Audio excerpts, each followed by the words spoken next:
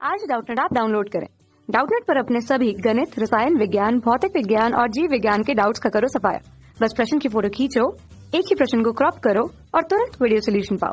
अभी डाउनलोड करें। क्वेश्चन हमारे पास है कि 1000 एंगस्ट्रॉम तरंगदैर्घ्य का विकिरण एक धात्विक प्लेट पर पड़ता है, तो इस तरह से उत्सर्जित फोटो इलेक्ट्रॉनों की गतिज ऊर्जा का मान कितना होगा, वो हमें इस क्वेश्चन पे निकालना है।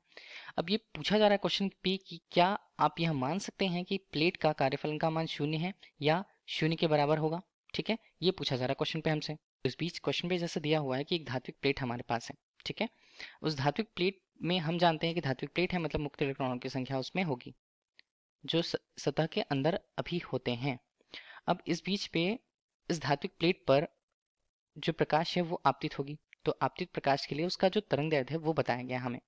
ठीक है, तो आपतित प्रकाश को हम कुछ इस तरह से बताएं, वो आपतित प्रकाश जो होंगे फोटॉन्स के रूप में आपतित होते हैं अपनी ऊर्जा के साथ। ठीक है, फोटॉन्स को हम ऊर्जा के छोटे छोटे बंडल्स कह सकते हैं और उनकी ऊर्जा का मान यहाँ पर ई के रूप में प्रस्तुत होता है। इस बीच हम धात्विक प्लेट की अगर बात कर रहे हैं तो धात्विक प्लेट के लिए उसके मुक्त इलेक्ट्रॉन्स जो होते हैं उन्हें बाहर निकलने के लिए एक नियत ऊर्जा की आवश्यकता होती है। ठीक है, उसको बाहर सतह पर आने के लिए ऊर्जा की आवश्यकता होती है ताकि हम उनके बीच के बंधन ऊर्जा को तोड़ सकें और इलेक्ट्रॉन जो है सतह पर आ सकें। तो वो ऊर्जा हमें किससे मिलती है? ऊर्जा एक संगत एक तरंगदैर्घ्य के मान से, तरंगदैर्घ्य के द्वारा, या हम कह सकते हैं संगत आवृत्ति के तरंग के लिए। तो संगत आवृत्ति जो होती है वो क्या होनी चाहिए? न्यूनतम आवृत्ति, जिसे हम न्यू नॉट के रूप में प्रस्तुत करते हैं, और संगत तरंगदैर्घ्य जो होता है उसे लैम्डा नॉट के रूप में प्रदर्शित करते हैं। और इन दोनों को अगर हम कहें तो जो तरंगदैर्घ्य होता है उसे हम बोलते हैं देहली तरंगदैर्घ्य, देहली तरंगदैर्घ्य, और जो संगत आवृत्ति होती है उसे हम बोलते हैं देहली आवृत्ति। ठीक है, और ये न्यूनतम आवृत्ति होती है या एक नियत तरंगदैर्घ्य का मान होता है जिसके संगत अगर हम उसकी ऊर्जा की बात करें, उतनी ऊर्जा अगर किसी पदार्थ को या किसी प्लेट को, धात्विक प्लेट को प्राप्त होती है उसके अनुसार, उसकी प्रकृति के अनुसार, तो हम उसे बोलते हैं कार्यफलन।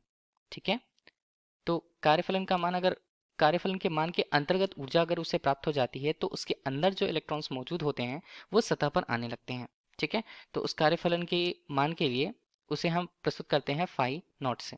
तो फाई नॉट के लिए सूत्र क्या बनेगा? ये बनेगा एच सी बटे लैम्डा नॉट, या हम अगर इसे आवृत्ति के टर्म्स में लिखें तो एच न्यू नॉट के रूप में प्रस्तुत होता है और ये कार्यफलन के मान को प्रस्तुत करेगा। इसका मतलब ये है कि जब यहाँ पर आपतित प्रकाश इस पर आपतित होती है, अपनी ऊर्जा इसने धात्विक प्लेट को दे रखी, तब उसमें से कुछ नियत आवृत्ति की ऊर्जा को लेकर के वो क्या करता है, इलेक्ट्रॉन उसमें से क्या है, उत्तेजित होते हैं और वो सतह पर आते हैं। ठीक, तो सतह पर इलेक्ट्रॉन आ गए। अब जितनी ऊर्जा बची होती है आपतित प्रकाश की, अगर इलेक्ट्रॉन्स बाहर आ चुके हैं, अभी ऊर्जा बची हुई है, वो ऊर्जा प्राप्त करके वो क्या करते हैं, उनमें गतिज ऊर्जा उत्पन्न हो जाती है। गतिज ऊर्जा किस संगत पर? अधिकतम गतिज ऊर्जा के रूप में।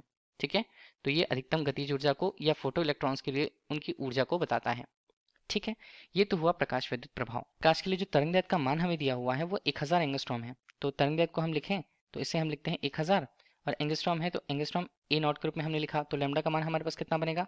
ये हमारे पास बनेगा 1000 गुना 10 की घात बनता है ऋण 10, ये किस में रहेगा? मीटर के रूप में। ठीक है, तो ये तरंगदैर्घ्य के मान को प्रदर्शित करेगा। अब इस तरंगदैर्घ्य के संगत अगर हम आपतित ऊर्जा की बात करें तो ई के रूप में हम उसे प्रस्तुत करते हैं। मान कितना होता है? एच सी बटे लैम्डा के रूप में। ठीक है, आपतित प्रकाश की ऊर्जा को हम बता रहे हैं पहले।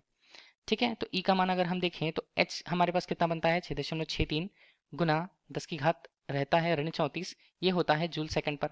गुना हम करें तो सी जो विकिरण के लिए उसके वेग को बताता है 3 गुणा 10 की घात 8 मीटर प्रति सेकंड पर।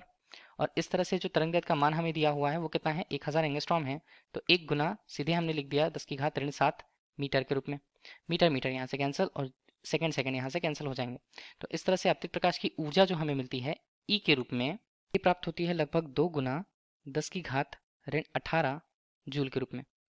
ये आपतित प्रकाश की ऊर्जा जूल के रूप में आती है, या अगर हम इसे इलेक्ट्रॉन वोल्ट पे कन्वर्ट करें तो ये 1.6 गुणा 10 की घात ऋण 19 कूलम का भाग देना होगा।